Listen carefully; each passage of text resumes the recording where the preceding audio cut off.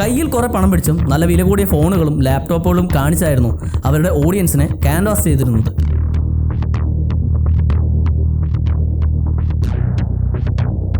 പണത്തിന്റെ അത്യാവശ്യമുള്ളതുകൊണ്ട് നിങ്ങൾ ഇവരുടെ വാക്കും കേട്ട് ഈ ഗെയിമുകൾ കളിക്കാൻ ആരംഭിക്കുന്നു. പക്ഷേ എങ്ങനെയൊക്കെയോ ചിലതിൽ ജയിച്ച് നിങ്ങൾക്ക് കുറച്ച് പണം ലഭിച്ചതായി ആപ്പിൽ കാണിക്കുന്നു. എന്നാൽ ആ പണം പിൻവലിക്കാമെന്ന് കരുതി നിങ്ങൾ വിഡ്രോ ചെയ്യാൻ ശ്രമിക്കുന്നു. പെട്ടെന്ന് എന്തോ എറർ കാണിക്കുന്നു. നിങ്ങൾ റീഫ്രഷ് അടിക്കുന്നു. റീഫ്രഷ് ആയി വന്നപ്പോൾ അങ്ങനെ ഒരു പേജ് തന്നെ ഇല്ല. കാരണം നിയമങ്ങൾ ഇങ്ങനെ ഗെയിമുകൾക്കായി അപ്ഡേറ്റ് ചെയ്തിട്ടില്ല. ഈ ഒരു സാഹചര്യം മുതലെടുത്താണ് സെലിബ്രിറ്റീസിനെ കൊണ്ടും ഇൻഫ്ലുവൻസേഴ്സിനെ കൊണ്ടും ഈ ഓൺലൈൻ ഗാംബ്ലിംഗ് ബെറ്റിംഗ് ആപ്പുകൾ പ്രൊമോട്ട് ചെയ്യുന്നത്. Play a game on your phone and there's a sports betting ad. Listen to a podcast and there is another one there. पैसे लेके भाग गए क्योंकि भागे नहीं थे, गेम में हार चुके थे. Open social media and you'll find celebrities talking about betting wins. Online game കളിച്ച് പണം ഉണ്ടാക്കുക നമ്മളിപ്പോൾ സ്ഥിരമായി കേൾക്കുന്ന ഒന്നാണ്. ഹലോ ഗൈസ്, അപ്പോൾ പാതിരാത്രി ഞാൻ ATM പോയി കുറച്ച് പൈസ എടുക്കാമെന്ന് വിചാരിച്ചു. വേറെ ഒന്നും കൊണ്ടല്ല, ഞാൻ വൈകുന്നേരം കുത്തി കഴിഞ്ഞ് ഗെയിം കളിച്ചുണ്ടാക്കിയ പൈസയാണ്. എൻ്റെ കയ്യിൽ കൊടുത്തതിന് ലിങ്ക് ക്ലിക്ക് ചെയ്ത് ഞാൻ ഇങ്ങനെ പേജ് ഓപ്പൺ ആയിട്ട് ഇത് പ്രൊഡിക്ഷൻ ഗെയിമാണ്. അപ്പോൾ ഞാൻ സ്മോൾ ഒരു 5000 രൂപ പ്രൊഡിക്റ്റ് ചെയ്ത് കൊടുക്കുന്നുണ്ട് കേട്ടോ. ഞാൻ അപ്പോൾ സ്മോൾ തന്നെയാണ് വന്നേക്കുന്നത്. അപ്പോൾ എനിക്ക് 9800 രൂപയാണ് കിട്ടിയത്. ഈ സൈറ്റ് എന്ന് പറഞ്ഞാൽ ഒരു രക്ഷയില്ലാത്ത ക്രൈസി സൈറ്റാണ്. 16 ഇട്ടിട്ട് 20,000 കിട്ടി. സെലിബ്രിറ്റീസും ഇൻഫ്ലുവൻസേഴ്സും കൂടുതലായി പ്രൊമോട്ട് ചെയ്യുന്നത് നിങ്ങളോട് കളിച്ച് പണം ഉണ്ടാക്കാനാണ്. അങ്ങനെ തലച്ചോറ് ഇങ്ങനെ പുകഞ്ഞിരിക്കുന്ന സമയത്ത് മനസ്സിന് ഒരു സമാധാനം കിട്ടാൻ, ഒരു ആശ്വാസമാകാൻ വേണ്ടി എനിക്ക് ഭയങ്കര ഹെൽപ്ഫുൾ ആയ ഒരു കാര്യമാണ് അതുകൊണ്ട് തന്നെ നമ്മൾ വെറുതെ ബോറടിച്ചിരിക്കാൻ കുറച്ച് തല ഉപയോഗിക്കാനുള്ള ഒരു അവസരം കൂടെ. സ്വപ്നത്തിൽ മാത്രമല്ല, റിയൽ ലൈഫിൽ നിനക്ക് റിച്ചാവാം. ഒരു രൂപ കൊണ്ട് ഇന്ത്യയുടെ സ്വന്തം ഗെയിമായ ലൂഡോ കളിച്ച് ലക്ഷങ്ങൾ ഉണ്ടാക്കിയിട്ടേ നോക്കും. ഈ വാഗ്ദാനം കേൾക്കുമ്പോൾ നിങ്ങൾക്ക് വളരെ സിമ്പിളും എക്സൈറ്റഡുമായിട്ടുള്ള ഒരു പരിപാടിയാണെന്ന് തോന്നും. കുറെ പേർ ഇതിനെപ്പറ്റി സംസാരിച്ചിട്ടുള്ളതാണ്. ഇതിനെപ്പറ്റി സിമ്പിളായിട്ട് ഒറ്റവാക്കിൽ പറഞ്ഞാൽ ഇത് ഇല്ലീഗലാണ്. പിന്നീട് നമുക്ക് വരുന്ന മറ്റൊരു ക്വസ്റ്റ്യൻ, ഇവരെങ്ങനെയാണ് ഇവിടെ പ്രവർത്തിക്കുന്നത് എന്നാണ്. അതിനൊറ്റ ഉത്തരം ഇല്ലീഗലായിട്ട് തന്നെ എന്നാണ്. Online gaming, betting, advertising betting have been brought into 31B as a prohibition. Now, real money gaming apps like Rummy Patti have been in the limelight lately for their addictive nature and the risk of significant monetary loss. States like Gujarat, Telangana, Andhra Pradesh and Tamil Nadu have already banned online gambling following an increased rate of suicide after players lost significant sums of money.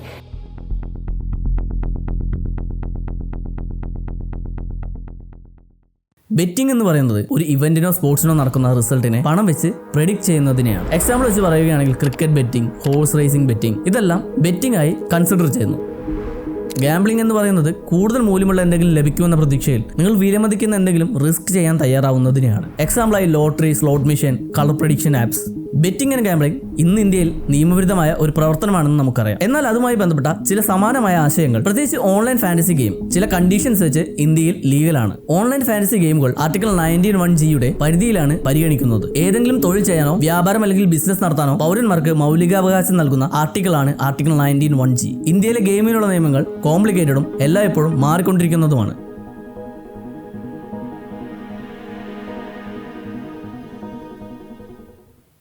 മനുഷ്യർ lottery, gambling, betting എന്നിവ ആയിരക്കണക്കിന് വർഷങ്ങൾക്ക് മുമ്പ് തന്നെ ചെയ്തു തുടങ്ങിയതാണ്. ഇന്ത്യയിലെ ചൂതാട്ടത്തിനുള്ള ആദ്യ സൂചന 4th century BC കാലഘട്ടത്തിൽ നിന്നാണ്. അന്നത്തെ കാലത്തെ ജനങ്ങൾ പകിട, പച്ചീസ്, അതായത് ഇന്നത്തെ കാലത്ത് ലുഡോ പോലുള്ള ഗെയിമുകൾ കളിച്ചിരുന്നതായി രേഖകളുണ്ട്. ഈ ഗെയിമുകൾ സമുദായത്തിന്റെ ഒരു ഭാഗം മാത്രമല്ല, സൗഹൃദത്തിനും വിനോദത്തിനും ഉപയോഗിച്ചിരുന്നുവെങ്കിലും അവ ചൂതാട്ടത്തിന്റെ ഭാഗമാകുന്നതായി വിലയിരുത്തപ്പെട്ടു. അതേസമയം മഹാഭാരതം പോലുള്ള മഹാകാവ്യങ്ങളിൽ ചൂതാട്ടത്തിന്റെ നിഗൂഢമായ വശം പ്രത്യക്ഷമാണ്. മഹാഭാരതത്തിൽ പാണ്ഡവന്മാർ ചൂതാട്ടത്തിൽ എല്ലാം നഷ്ടപ്പെടുത്തി ദുരന്തത്തിലേക്ക് വീണ കഥ ചൂതാട്ടത്തിന്റെ നെഗറ്റീവ് മനോഭാവത്തെ അടയാളപ്പെടുത്തുന്നു. 16ാം നൂറ്റാണ്ടിൽ മുഗൾ രാജവംശം അധികാരത്തിലെത്തിയപ്പോൾ കോഴിപ്പോരുകൾ പോലുള്ള ചൂതാട്ട രീതികൾ കൊണ്ടുവരികയും അത് പിന്നീട് സാധാരണമായി മാറി. എന്നാൽ ബ്രിട്ടീഷുകാർ ഇന്ത്യയിൽ കടന്നു വന്നതോടെ 18ാം നൂറ്റാണ്ടിൽ ബ്രിട്ടീഷുകാർ കുതിരപ്പന്തയവും ക്രിക്കറ്റും അവതരിപ്പിച്ചു. ഇവ പിന്നീട് 19ാം നൂറ്റാണ്ടിൽ ചൂതാട്ട രീതികളുടെ ഭാഗമായി തീർന്നു. ഇക്കാലത്ത് ആളുകൾ പല ഗാംബ്ലിംഗ് ഹൗസസ് തുടങ്ങുകയുണ്ടായി. അവിടെ ആളുകൾക്ക് ഒത്തുകൂടി ചൂതാട്ടം കളിക്കാമായിരുന്നു. ഇതിന്റെ ഫലമായി ഈ ഗാംബ്ലിംഗ് ഹൗസുകളിൽ സ്ഥിരമായി അടിപിടി വളരെയധികം വർദ്ധിക്കുകയും കവർച്ചകൾ നടക്കുകയും ചെയ്തിരുന്നു. ബ്രിട്ടീഷുകാരെ കൈകാര്യം ചെയ്യുന്നത് നിയന്ത്രിക്കാൻ കഴിയാതെയായി. 1867 ദ പബ്ലിക് ഗാംബ്ലിംഗ് ആക്ട് 1867 എന്ന പേരിൽ ഒരു നിയമം പാസ്സാക്കുകയും ചെയ്തു. ഈ നിയമപ്രകാരമാണ് ഗാംബ്ലിംഗ് ഹൗസസ് പൊതുയിടങ്ങളെ ചൂതാട്ടവും നിരോധിച്ചത്. ഈ നിയമത്തിലെ സെക്ഷൻ 13 അവർ ചൂതാട്ടവും മൃഗങ്ങളെ കൊണ്ടുള്ള ഫൈറ്റുകളും നിരോധിച്ചിരുന്നു. ഈ സമയത്ത് ഇന്റർനെറ്റ് ഇല്ലാതിരുന്നതിനാൽ ഓൺലൈൻ ഗെയിമുകളെയും ഫാന്റസി ആപ്പുകളെയും പറ്റി ഈ നിയമത്തിൽ ഒന്നും തന്നെ പരാമർശിച്ചിരുന്നില്ല. ഈ നിയമത്തിലെ 12ാം വകുപ്പിൽ ചൂതാട്ടം ഇന്ത്യയിൽ നിരോധിതമാണെന്നും എന്നാൽ ആരെങ്കിലും സ്കിൽ അടിസ്ഥാനത്തിൽ ഏതെങ്കിലും ഗെയിം കളിക്കുകയാണെങ്കിൽ അത് കളിക്കാമെന്നും പരാമർശിച്ചു. പരാമർശിച്ചിരുന്നു. ഇത് പൂർണ്ണമായും നിയമപരമാണെന്ന് പറയുന്നു, എന്നാൽ അതിന്റെ വ്യക്തമായിട്ടുള്ള നിർവചനം നൽകിയിട്ടുമില്ല. ഇതുകൂടി ശ്രദ്ധേയമാണ്. ഒരു ഗെയിം ഓഫ് സ്കിൽ ആണോ ഗെയിം ഓഫ് ചാൻസ് ആണോ എന്ന് കൃത്യമായി നിർണ്ണയിക്കാനാവാത്ത സാഹചര്യമാണ് ഒരുപാട് തർക്കങ്ങൾക്ക് വഴിവെച്ചത്. സ്കിൽ ഗെയിം ആണെങ്കിൽ അതൊരു വ്യക്തിയുടെ mental ability, physical ability, strategy ആശ്രയിച്ചിരിക്കുന്ന ഗെയിമുകളാണ്. ഇവിടെ വിജയിക്കാനുള്ള കഴിവ് പരിശീലനത്തിലും ശ്രമത്തിലും നിന്നാണ് വരുന്നത്. ഉദാഹരണത്തിന് ചെസ് പോലുള്ള ഗെയിമുകൾ ഒരു വ്യക്തിയുടെ തന്ത്രങ്ങൾ, ചിന്താശേഷി എന്നിവ ഉപയോഗിച്ച് വിജയിക്കാൻ കഴിയുന്നവയാണ്. ചാൻസ് ഗെയിം എന്നത് പൂർണ്ണമായും ലക്കാണ്. ഇവിടെ വിജയത്തിന് ആളിന്റെ കഴിവോ പ്രാക്ടീസോ പ്രാധാന്യമില്ല. ഫലങ്ങൾ പൂർണ്ണമായും ലക്കിൽ നിന്നാണ് വരുന്നത്. ഉദാഹരണത്തിന് സ്ലോട്ട് മെഷീൻ, ലോട്ടറി എന്നിവ പ്യുവർ ലക്ക് ഗെയിമായി കണക്കാക്കപ്പെടുന്നു. ഈ നിയമം ബ്രിട്ടീഷുകാർ ഇന്ത്യയിലുടനീളം നടപ്പാക്കിയെങ്കിലും കുതിരപ്പന്തയവും ലോട്ടറിയും അത്ര നിയന്ത്രിക്കപ്പെട്ടിരുന്നില്ല. ഈ നിയമം പരിഹരിച്ച പ്രധാന പ്രശ്നം പണം വെച്ച് മൃഗങ്ങളെ കൊണ്ട് പന്തയം വെക്കരുത്, ചൂതാട്ടശാലകൾ അടച്ചുപൂട്ടണം എന്നതായിരുന്നു. Long years ago, we made a tryst with destiny, and now the time comes when we shall redeem our pledge. സ്വാതന്ത്ര്യത്തിന് ശേഷം ഭരണഘടന തയ്യാറാക്കുമ്പോൾ ദ പബ്ലിക് ഗാംബ്ലിംഗ് ആക്ട് 1867 ഒരു മാറ്റവും ഇല്ലാതെ അംഗീകരിക്കപ്പെട്ടു. എന്നാൽ ഈ നിയമം സംസ്ഥാന പട്ടികയിൽ ഉൾപ്പെട്ടതിനാൽ 7ാം ഷെഡ്യൂൾ പ്രകാരം, അതായത് ഒരു സംസ്ഥാനം ഈ നിയമം ആഗ്രഹിക്കുന്നുവെങ്കിൽ അതിനെ അതേപടി പിന്തുടരാനാകും. അല്ലെങ്കിൽ ആ സംസ്ഥാനം ആവശ്യപ്പെട്ടാൽ അതിൽ മാറ്റം വരുത്തുകയും സ്വന്തമായി ഒരു പുതിയ നിയമം കൊണ്ടുവരികയും ചെയ്യാം. India has varying laws in different states, most of which prohibit gambling, with some exceptions like lottery and horse racing. അതായത് ഗോവ, സിക്കിം പോലുള്ള സംസ്ഥാനങ്ങളിൽ ഗാംബ്ലിംഗ് ലീഗലാണ്. അതുപോലെ കേരളത്തിൽ ലോട്ടറി ലീഗലാണ്. എന്നാൽ തെലങ്കാന, ആന്ധ്രാപ്രദേശ് പോലുള്ള സംസ്ഥാനങ്ങളിൽ ഗാംബ്ലിംഗും ബെറ്റിങ്ങും പൂർണ്ണമായും ബാൻഡാണ്. അതായത് ഒരു സംസ്ഥാനത്തിന് തീരുമാനിക്കാം എന്ത് വേണം എന്ത് വേണ്ട എന്ന്. 1950-ൽ RMD ചമ്മർ ഗോഗ്വാല ഒരു ക്ലബ്ബ് ആരംഭിച്ച് അവിടെ കാർഡ് റിലേറ്റഡ് കോമ്പറ്റീഷൻ സംഘടിപ്പിച്ചിരുന്നു. അവിടെ ആളുകൾ പണം വെച്ച് ബെറ്റ് ചെയ്തിരുന്നു. ഇതൊരു കോമ്പറ്റീഷൻ അല്ല, ഗാംബ്ലിംഗ് ആണ് നടക്കുന്നതെന്ന് ചിലർ പരാതിപ്പെട്ടു. ഇതുമായി ബന്ധപ്പെട്ട് RMD ചമ്മർ ഗോഗ്വാല കോർട്ടിൽ ഈ കോമ്പറ്റീഷൻ ഇല്ലീഗൽ അല്ല, ലീഗലാണ്, കാരണം ഇത് ഗെയിം ഓഫ് സ്കിൽ ആണെന്ന് വാദിച്ചു. ദ പബ്ലിക് ഗാംബ്ലിംഗ് ആക്ട് 1867 പ്രകാരം ഗെയിം ഓഫ് സ്കിൽ ഇന്ത്യയിൽ ലീഗലാണ്. കോർട്ടിൽ നീണ്ടുനിന്ന ഡിസ്കഷനൊടുവിൽ 9 April 1957 ജഡ്ജ്മെന്റിൽ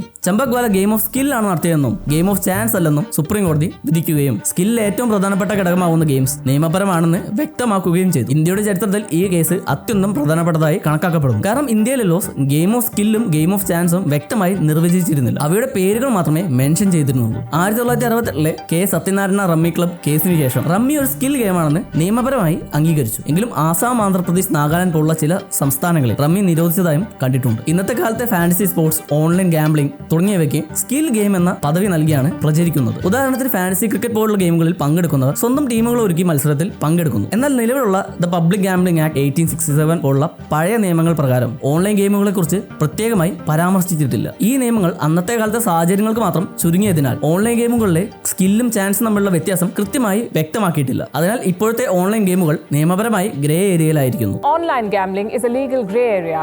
No national law prohibits it. കാരണം നിയമങ്ങൾ ഇങ്ങനെ ഗെയിമുകൾക്കായി അപ്ഡേറ്റ് ചെയ്തിട്ടില്ല. ഈ ഒരു സാഹചര്യം മുതലെടുത്താണ് സെലിബ്രിറ്റീസിനെ കൊണ്ടും ഇൻഫ്ലുവൻസേഴ്സിനെ കൊണ്ടും ഈ ഓൺലൈൻ ഗാംബ്ലിംഗ് ബെറ്റിംഗ് ആപ്പുകൾ പ്രൊമോട്ട് ചെയ്യുന്നത്.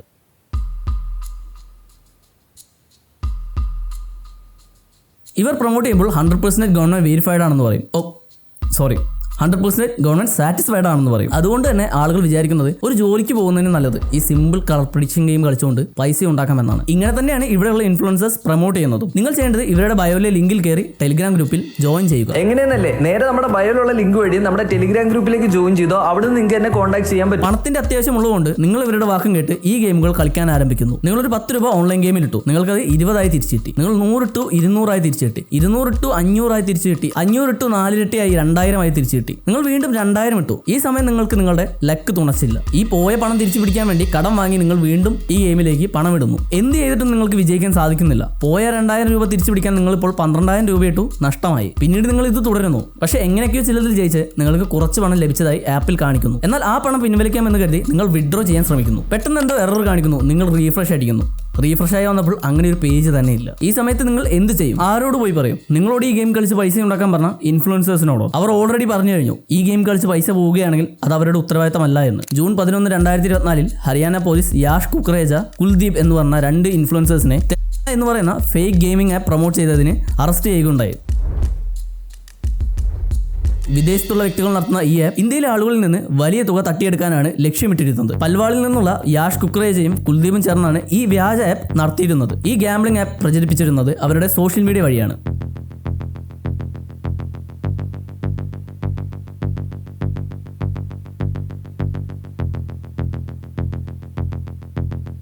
കയ്യിൽ കുറെ പണം പിടിച്ചും നല്ല വില കൂടിയ ഫോണുകളും ലാപ്ടോപ്പുകളും കാണിച്ചായിരുന്നു അവരുടെ ഓഡിയൻസിനെ ക്യാൻവാസ് ചെയ്തിരുന്നത്. ഇങ്ങനെ ക്യാൻവാസ് ചെയ്തുകൊണ്ട് ആ ആപ്പിൽ ജോയിൻ ചെയ്യുന്ന വ്യക്തികൾക്കനുസരിച്ചായിരുന്നു ഇവർക്ക് കമ്മീഷൻ ലഭിച്ചിരുന്നത്. ഇതേ മെത്തേഡ് തന്നെയാണ് ഇവിടെയുള്ള ഇൻഫ്ലുവൻസേഴ്സും ഫോളോ ചെയ്യുന്നത്. മഹാദേവ് ആപ്പ് ഇന്ത്യയിലെ ഏറ്റവും പ്രസക്തമായ ഒരു ഓൺലൈൻ ബെറ്റിംഗ് തട്ടിപ്പാണ്. ഈ ഫ്രോഡ് ആപ്പ് പ്രൊമോട്ട് ചെയ്തതിന് രൺബീർ കപൂർ, ശ്രദ്ധ കപൂർ അങ്ങനെ കുറച്ച് സെലിബ്രിറ്റീസിനെതിരെ കേസ് എടുത്തിരുന്നു. Over the last week, several A-list Indian celebrities have been summoned by India's crime-fighting agency. This includes big names: actor Ranbir Kapoor, actress Shraddha Kapoor, Huma Qureshi, Hina Khan, and comedian Kapil Sharma. All these public figures had been actively promoting the betting app. അതുപോലെ തന്നെ ഈ പറയുന്ന മഹാദേവ് ഗ്രൂപ്പിന്റെ സബ്സിഡറിയാണ്. ഈ ആപ്പാണ് ഇവിടെയുള്ള പലരും promote ചെയ്യുന്നത്. ഈ ആപ്പ് പ്രൊമോട്ട് ചെയ്തതിന് തമന്നയ്ക്കെതിരെ കേസ് എടുത്തിരുന്നു.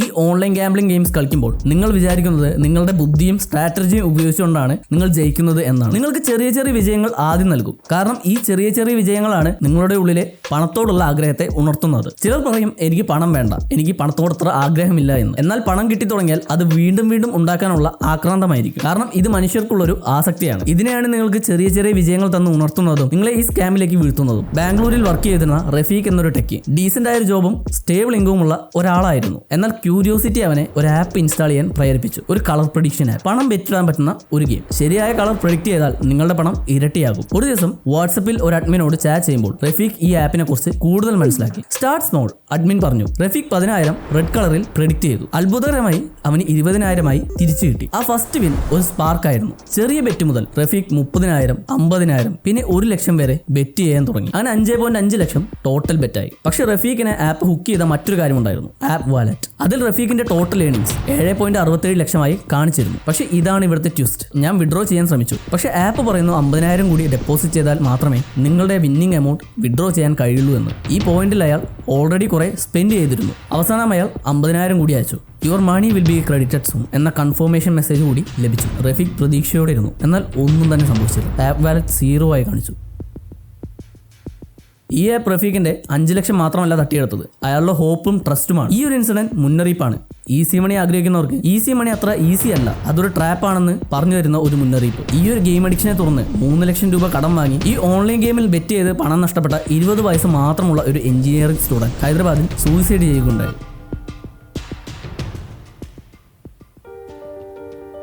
ഓൺലൈൻ ചൂതാട്ടം കൂടുതൽ വ്യാപകമാകുമ്പോൾ മാറ്റങ്ങൾ വരേണ്ടത് വ്യക്തമാണ്. സർക്കാർ ഇടപെടുകയും ഈ ആപ്ലിക്കേഷൻ നിയന്ത്രിക്കുകയും തട്ടിപ്പുകൾ പ്രോത്സാഹിപ്പിക്കുന്നതിന് സ്വാധീനം ചെലുത്തുന്നവരെ ഉത്തരവാദികളാക്കുകയും വേണം. അതുവരെ നമുക്ക് ചെയ്യാൻ കഴിയുന്നത് ഇതിലൊന്നും പോയി പെടാതിരിക്കുക എന്നത് മാത്രമാണ്. പിന്നെ ഇൻഫ്ലുവൻസേഴ്സും സെലിബ്രിറ്റീസും ഗാംബ്ലിംഗും ബെറ്റിംഗും നോർമലൈസ് ചെയ്യാൻ നോക്കുകയാണ് അവരുടെ സ്വന്തം ലാഭത്തിന് വേണ്ടി. നിങ്ങളുടെ പണം നിങ്ങളുടെ ഉത്തരവാദിത്തം എന്ന് പറയുന്നതോടെ നിങ്ങളുടെ ഉത്തരവാദിത്തം തീർന്നു എന്ന് കരുതുന്നത് ശരിയാണോ? നമ്മൾ സ്പോൺസർഷിപ്പ് എടുക്കുന്നതും ആ കമ്പനി പിന്നീട് ഫ്യൂച്ചറിൽ തകരുന്നതോ സ്കാം ചെയ്യുന്നതോ പ്രെഡിക്റ്റ് ചെയ്യാൻ നമുക്ക് കഴിയില്ല. ഇതൊരു വസ്തുതയാണ്. എന്നാൽ ഇതുപോലുള്ള ഗാംബ്ലിംഗ് ബെറ്റിംഗ് ആപ്പുകൾ ഇല്ലീഗലാണെന്നും അതിൽ പണമിട്ടാൽ പണം പോകുമെന്നും ആളുകൾ പറ്റിക്കപ്പെടുമെന്ന് പറഞ്ഞിട്ടും ഇതുപോലുള്ള സ്പോൺസർഷിപ്പ് എടുക്കുന്നത് ശരിയാണോ? സ്പൈഡർമാനിൽ അങ്കിൾ ബെൻ പീറ്റർ പാർക്കറിന് കൊടുക്കുന്ന ഒരു ഉപദേശമുണ്ട്.